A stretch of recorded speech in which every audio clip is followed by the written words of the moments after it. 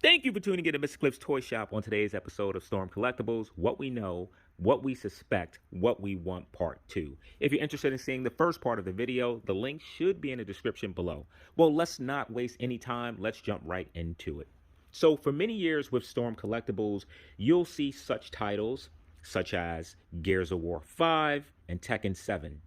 And as the years would pass, you would find characters that were based off of each of those properties, which led me to believe that Storm Collectibles only held the rights to create characters based off of specific titles instead of the entire franchise. Well, with a little bit of digging, I actually have some news that I can report. As we know with Storm Collectibles, they typically focus on characters based off video game franchises. Of course, there are characters that fall outside of that, and maybe we'll get into that conversation a little bit later. To go through every single title that Storm Collectibles has, it would take us quite some time.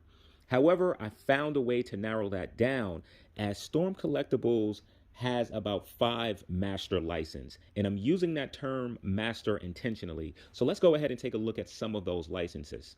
The first one that I want to mention is Bandai Namco Entertainment. The second would be Warner Brother Games. The third would be SNK. Fourth, Capcom. And 5, Sega. What does any of this mean, and why are these particular names so important? I'm going to tell you why it's so important, and I'm going to tell you what this will mean for those of us that collect Storm Collectibles.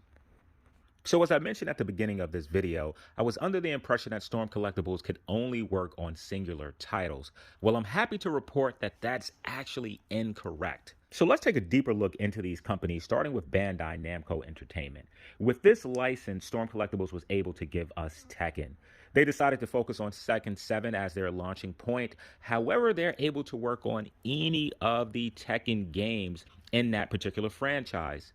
Falling under that Bandai Namco banner, we also get Soul Calibur. While we don't have any characters that's out to date, we are aware of characters that are coming. This news to me was so exciting because it means that we don't have to be stuck with iterations of just particular games. For example, Tekken 7, we received Paul Phoenix. However, I would have loved to get Paul Phoenix as a younger version rather than the older version that he is within that specific game. As important, if not more important than that, is the other opportunities that might come, being that Storm Collectibles holds the entire Bandai Namco Entertainment license. So there is a chance that we might see characters from the Dragon Ball franchise, Naruto, JoJo Bizarro, One Piece, Black Clover, and the list goes on and on and on. It's pretty extensive, though these are the franchises that I would certainly be most interested in. And for those of you that are asking, well, I thought that Storm really focused on video game characters. Yes, for Dragon Ball Z, we know that there are several video games. For JoJo Bizarre Adventures, there's the JoJo Bizarro Adventures All-Star Battle. For One Piece, we have Odyssey. For Black Clover, we have Quartet Knights. I think that's what it was called.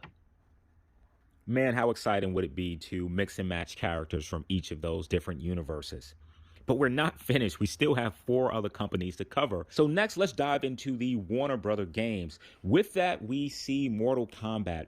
And perhaps Mortal Kombat is the one company to where Storm Collectibles has jumped from different video games within that series. We've seen characters from MK1, MK3, MK9, and there are other characters that are coming that I think may be in between other video games in that Mortal Kombat series. We also see DC Injustice. Storm, what's going on with that? It's been quite some time since we got a figure. And I'm wondering if they're going to move on from the DC Injustice and start to tackle other franchises such as the Batman Arkham series. I think that there are some characters that Storm Collectibles will pull off really well if they decided to go that way. So one of the companies that I'm most excited to talk about is SNK. For those of you that are not aware, in the early 90s, SNK put out these extraordinary video games in the arcade. These amazing fighting games that to this day, we see a lot of those franchises continuing.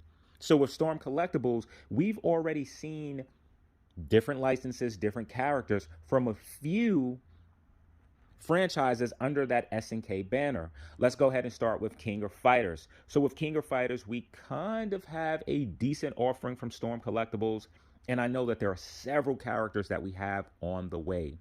With World Heroes, also another SNK title, we have two characters and there have been some teasers of releasing others. Samurai Showdown, one of my favorite video games in the early 90s, also falls within that banner, and Fatal Fury. Now, for two licenses that I haven't spoke of that falls under SNK that I think would be really dope if Storm Collectibles was to do, Double Dragon. And for those of you saying like, why would they do Double Dragon? I feel like that would work with what they're doing with Streets of Rage. I think those characters would really go hand in hand, and there's no doubt in my mind that Storm Collectibles would give us amazing representation of those characters in action figure form. Now, for the one that I am most excited for under that SNK is Art of Fighting. Art of Fighting is probably a video game that most people don't remember, but these characters will fall right in line with your Street Fighter characters, your King of Fighter characters, Virtual Fighter, and so many of the other licenses that Storm Collectibles is currently working with.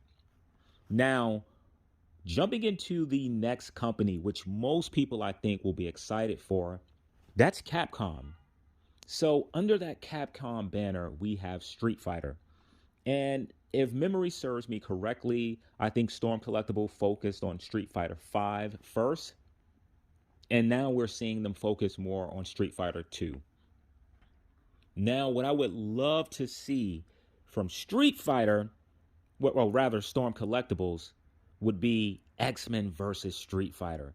And here's where I need to take a bit of a pause, because here is where I am unsure of what Storm Collectibles is able to do when there are two license holders falling under the same video game. So we know for sure that Storm Collectibles can create Street Fighter characters. We see them jumping to different Street Fighter titles. The question with X-Men is that that's owned by Disney. But being that these characters are under a Capcom game, is Storm Collectibles able to make these characters? Because if they are able to make these characters, why stop at X-Men versus Street Fighter? Why not go to Marvel versus Street Fighter? Now, for those of you saying, nope, they would have to acquire the license from Disney, that's a strong possibility, but here's why I am unsure of that. So, figures that we're getting from Storm Collectible from the Gotcha Man series, and I know fans are super hyped for this, this was one of those to where I said to myself, okay, I see that Storm Collectibles is now moving more into the cartoon series, and maybe we're going to get characters based off of different cartoon series. This Gotcha Man figure is not based off of the cartoon, but is based off the video game Tatsuno versus Capcom. So did Storm Collectible have to go out, reach out to the owners of Gotcha Man series and acquire the license from them as well? Or being that this game fell under the Capcom banner, it opened up the rights for Storm Collectibles to be able to create these characters? I don't know. But if it does allow Storm Collectibles to make characters based on video games and they don't have to acquire the license from another company, we have some promising developments coming in the future. So another title falling under that Capcom banner, which I know a lot of people will be excited about, including myself, that's Final Fight. I would love to have a Cody and Mike Hager and a guy from this video game. And being that it falls under the license that Storm Collectibles actually holds, I have to feel like this might be in the running. There are several other video games adaptation falling under Capcom, but the other one that Storm Collectibles is currently working on would be Dark Stalkers. So moving into our last company, we're going to move to Sega. And with Sega, one of the properties that we're seeing from Storm Collectibles, and they're doing such great work with it, is the Golden Axe series. I had no idea that Storm Collectibles was going to go this far. down the line and years later, still creating new molds, new characters for Golden Axe. And man, they're doing such an amazing job. And under Sega as well, we see Virtual Fighter. Akira just released. Should be having that one in my hands pretty soon. But the one from Sega that we have not seen as of yet is X-Layer. I don't know what's going on with this franchise. We've seen teasers years ago. This is sort of like the Jade and Milena to Mortal Kombat. These figures seem to have just disappeared. So now with Storm Collectibles still working on these, it's odd because figures such as Baki, which came years later, is on their way to be released. Figures from King and Ashura, which was showed years after the initial offerings from X-Layer, have already released. So what's going on with X-Layer? Another title that seems to have been looming in the dark has been Cyber. But finally, we actually received a fully painted prototype. This has to be a Paintmaster version, and this figure looks great from what we can see of it. That leaves question marks for X-Layer and Kenshiro. Well, this is going to conclude this video. I hope to see you for part 3 when we discuss what we want. Thanks for tuning in to Mr. Cliff's Toy Shop.